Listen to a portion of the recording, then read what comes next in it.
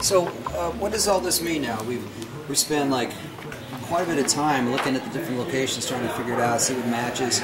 We've talked to numerous people. Stories seem to change. Got new bits of information that are going along. So, what have we learned so far? Well, we've learned where all these locations actually are on the ground. Apparently, there are people who've been going up to the film site every year since 1968. I don't know who these people are, though. They're mysterious. They should come forth and talk to us, because we'd really like to hear where they've been going. As far as the records that we've been able to unearth so far, the published photographs, these are our locations that we're considering. But it appears that Rene de Hinden always knew where the site was, and it was known at some point by all the early guys. They were able to go and see the landmarks on the ground. Since then, we don't seem to be able to do that, so we have to look for other clues. Without Rene de Hinden to take us there, we just have to look at each one of these spots here and really try to find the trees and try to find the topography and try to find all the other things. But without a record since 1977's photographs that Daniel Perez published showing Rene de Hinden with Barbara Wasson, we seem to have a gap from 1977 until 2000 and whenever, where these disagreements with the locations have entered into the discussion. And Larry Lund's troves of Rene de Hinden photos, a help or no help in that period. Well, yeah. Since we filmed the videos in October, the information has come out from Larry Lund, whom I met at my store because Rip hooked it up. He's got 14 boxes of Rene de Hinden's materials that he had obtained either after Rene died or shortly before that. And he apparently has photographs from all the different stages that were lacking. You know, the photographs from the 80s and 90s, which we'd really love to see. Before the 2003 conference that was held here in Willow Creek, where they all went up there and disagreed. You know, where John Green was not able to even tell that it was a film site any longer. And Daniel Perez was pointing to one site, and other people were heading downstream saying, this isn't right, I'm going down there. And other people apparently walked up past Scorpion Creek, way up in here if you want to film that. Sure. Like, you know, that's Scorpion Creek right there. Some people actually think these sandbars here are the film site, but that's just way in excess because the stories of the distances. That's the bowling alley there. Yes. That's our film site. Okay, but how many of these episodes have we done? Quite a bit, and people want to know, what do you guys think? Have you guys figured it all out yet? You guys got the answers? I still think you need Larry Lund's photos. That is a big key factor, too. We're waiting for those to come in. That's going to be very, very helpful. And Tom Steenberg said that he had photographs he took in '83. This was quite a revelation. He's since saying that he agrees more with the Cliff Barrickman site, even though in 2003, apparently he was taking photographs down where the creek breaks into two branches.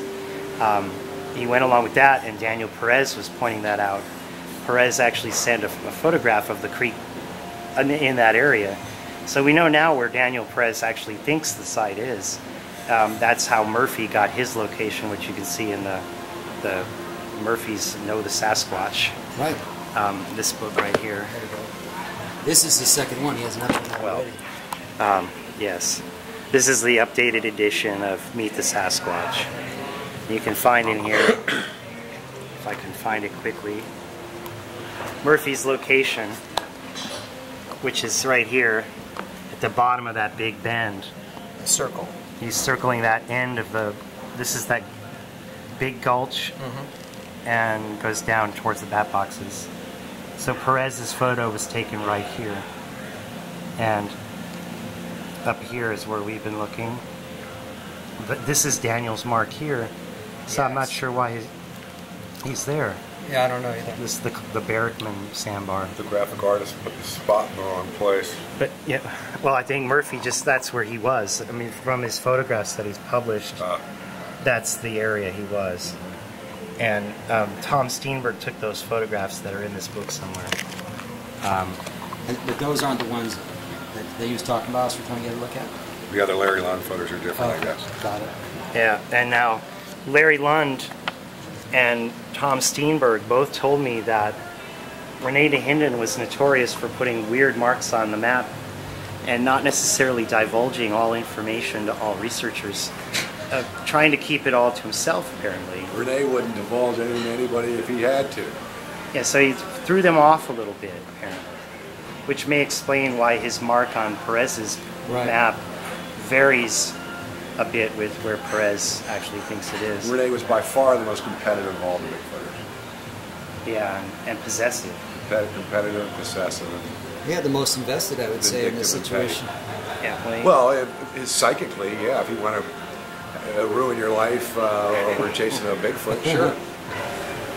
Yeah, and he actually ended up owning half the film, basically. Right. Was it 51% or 51? Yeah. Although the rights are divided between television and print, movie rights, and so forth.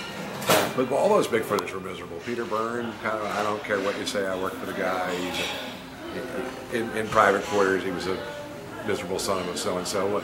The egos that those guys got when they got up there, it was just, they were fighting for the very top. And Green was sick of it all, too. He just wanted mostly the science to kind of work out. He's a journalist-type person. But he certainly was toe-to-toe with him as well when it came to reputations and what to take and what not to take. Green didn't go down to the film site as often as the others did. I mean, Burns started going there in '72 and went back a number of times, according to his book.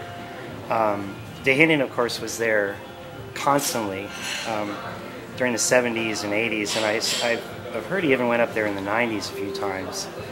But Green was only there, from what he told me, '68 when he filmed Jim McLaren, and then in the late '90s, I think he was rough, but I think it was '98. He went up there again with Bob Titmus, and he and Titmus were on the ridge somewhere above the film site on a road. I don't know where that might have been, up here, or were they on this road, which had been built in since then? Do not know. All the way through down to the creek. He said they were on the road above and they could not recognize the film site.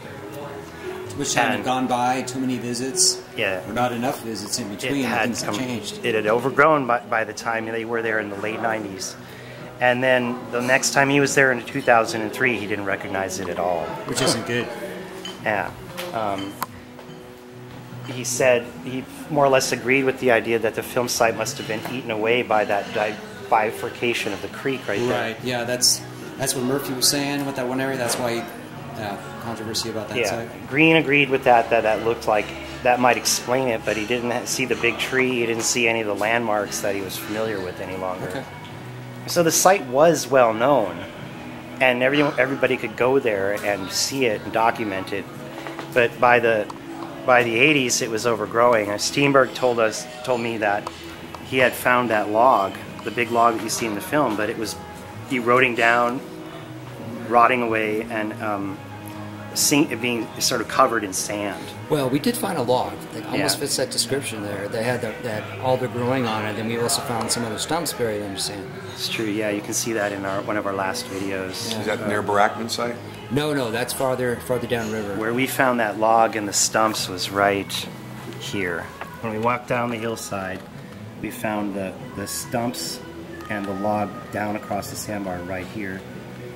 From here to here was where we walked, right, Robert? Yeah, we climbed off the hillside, dropped down, and hit the edge where the creek was, and the log was there. So it was the closest to that of all the sites. Right in there. Yeah. Let me move here a little bit. Sorry. All right. One left-hander. Yeah, around there. That's good. And so if Murphy's correct, then all we have to do is take his site and move it over here more. It's very close, and I think from all the factors, I know Ian sort of wants to reserve judgment. Right. But from all the factors we saw on the ground that day, it looked very good.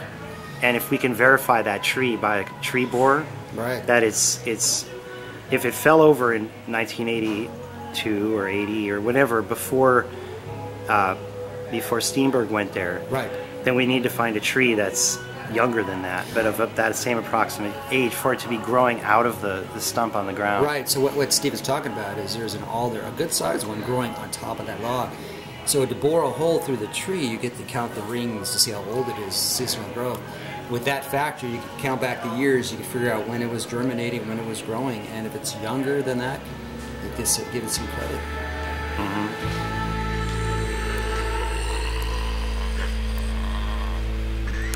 Bigfoot lives.